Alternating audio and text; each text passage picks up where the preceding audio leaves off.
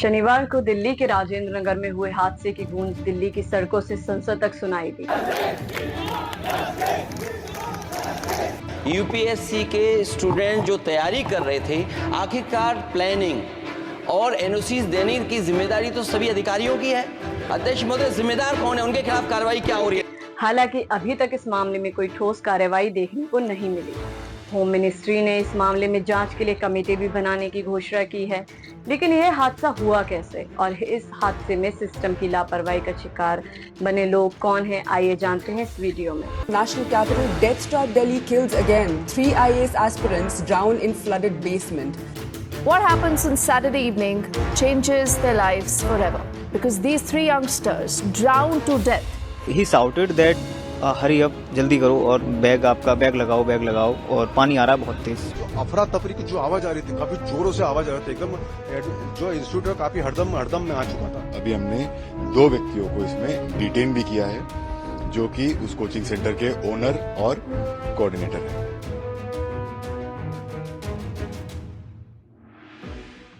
हादसे का रविवार को एक सनसनीखेज वीडियो सामने आया, जिसमें देखा जा सकता है कि किस तरह से सड़क पर 4 फुट से ज्यादा पानी भरा हुआ दिख रहा है। कुछ ठेले वाले और बाइक वाले वहां से निकल रहे हैं। इस बीच हरे रंग की एक बड़ी एसयूवी तेजी से वहां से गुजरती है, जिस वजह से पानी की लहर उठती है और स्टडी सेंटर का गेट गिर जाता है। गेट के गिरते ही सड़क पर मौजूद पानी किसी बांध के टूटने की तरह अंदर जाता है। इस पूरी घटना का स्टडी सेंटर के ठीक सामने एक दूसरे कोचिंग सेंटर से दूसरे छात्रों ने वीडियो बनाया, जिसमें पानी अंदर जाने पर कुछ लोग अंदर की ओर भागते दिखे। सब कुछ इतनी तेजी से हुआ कि अंदर बेसमेंट में मौजूद छात्रों को बचने का मौका ही नहीं मिला। बचाव कार्य के दौरान मौके पर मौजूद रहे दमकल विभाग के एडीओ मनीष ने बताया कि मेन रोड पर ज्यादातर कोचिंग सेंटर के मेन डोर को स्लाइडिंग डोर बनाया गया है। सड़क पर जब भी पानी भरता है तो इन दरवाजों से पानी रुक जाता है। ज्यादातर कोचिंग सेंटर सड़क से महज 1 या 1.5 फीट की ऊंचाई पर ही मौजूद हैं। ऐसे में जब वह एसयूवी गाड़ी गुजरी तो स्लाइडिंग डोर पानी की लहर को बर्दाश्त नहीं कर पाया और गिर गया। इसके बाद राव आईएएस स्टडी सेंटर में पानी भर गया और छात्र वहां फंस गए। इस हादसे में 3 लोगों की मौत हो गई। अब स्टडी सेंटर में पानी भरने की असली वजहों का पता लगाने का प्रयास किया जा रहा है। दमकल विभाग के डिवीजन ऑफिसर मनोज कुमार शर्मा ने बताया कि मेन गेट टूटते ही पानी तेजी से बेसमेंट में घुसा। इसके बाद छात्र पैनिक हो गए और पानी में करंट के डर से टेबल पर चढ़ गए। इस दौरान बहुत तेजी से बेसमेंट में पानी भरने लगा। अंधेरा होने पर छात्र अंदर ही भटक गए। बेसमेंट में लाइब्रेरी के अलग अलग केबिन बने हुए थे, वहां पानी में फर्नीचर भी तैरने लगे थे। ऐसे में छात्र अंधेरा और रास्ता न होने के कारण वहीं फंस गए। मनोज कुमार ने बताया कि हादसे में करीब 14 छात्रों को रेस्क्यू ऑपरेशन के दौरान मामूली चोटें लगी। उनको प्राथमिक उपचार के बाद छुट्टी दे दी गई। लगभग रात भर रेस्क्यू ऑपरेशन जारी रहा। दमकल कर्मियों ने शुरुआत में 2 छात्रों का शव निकाला। इसके बाद करीब 1 बजे जेएनयू के छात्र नेविन का शव पानी से बाहर निकाला गया। अधिकारियों के मुताबिक 5 मिनट के अंदर ही 10 से 11 फीट गहरे बेसमेंट में पानी पूरी तरह भर चुका था। पानी गंदा और काला था। ऐसे में उसमें गोता लगाने में भी दिक्कत हो रही थी। राजेंद्र नगर कोचिंग सेंटर हादसे में जान गंवाने वाले छात्रों की मौत का कारण डूबना बताया जा रहा है। रविवार को डॉक्टर राम मनोहर लोहिया अस्पताल के शवगृह में 2 छात्रों का पोस्टमार्टम हुआ। प्राप्त जानकारी के मुताबिक शुरुआती रिपोर्ट में छात्रों की मौत डूबने की वजह से हुई है। ऐसा कहा जा रहा है कि बारिश का गंदा पानी उनके शरीर में भर गया था। हालांकि सही वजह का फाइनल रिपोर्ट आने के बाद ही पता लगेगा।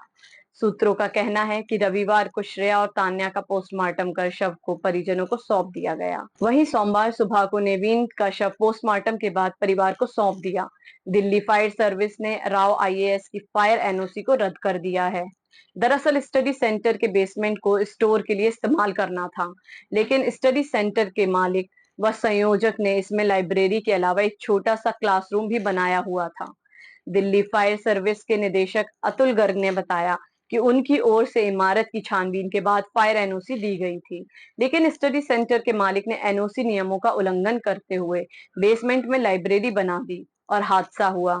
हादसे के बाद फायर एनओसी को वापस लेकर कानूनी कार्यवाही के लिए लिख दिया गया है।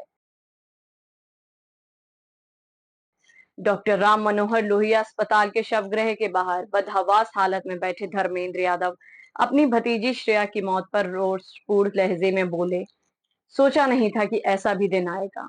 ये महज हादसा नहीं बल्कि हत्या है। श्रेया आईएएस बनने के सपने को लेकर दिल्ली आई थी, लेकिन कोचिंग सेंटर की लापरवाही ने उसकी जिंदगी छीन ली। गाजियाबाद में रहने वाले धर्मेंद्र बताते हैं कि श्रेया उत्तर प्रदेश के अंबेडकर नगर जिले के हाशिमपुर वरसावा गांव की रहने वाली हैं। दो भाइयों में इकलौती बहन श्रेया पढ़ने में तेज थी। सुल्तानपुर से बीएससी की पढ़ाई पूरी करने के बाद इसी साल मई में आईएएस की तैयारी करने के लिए दिल्ली आई थी। राउ आईएएस में एडमिशन के बाद वे शादीपुर स्थित पीजी में रह रही थी। माता पिता गांव में ही रहते हैं। बड़ा भाई जर्नलिज्म की पढ़ाई कर रहा है और छोटा भाई 8वीं कक्षा में है। उसे पूरे परिवार को बड़ी उम्मीद थी।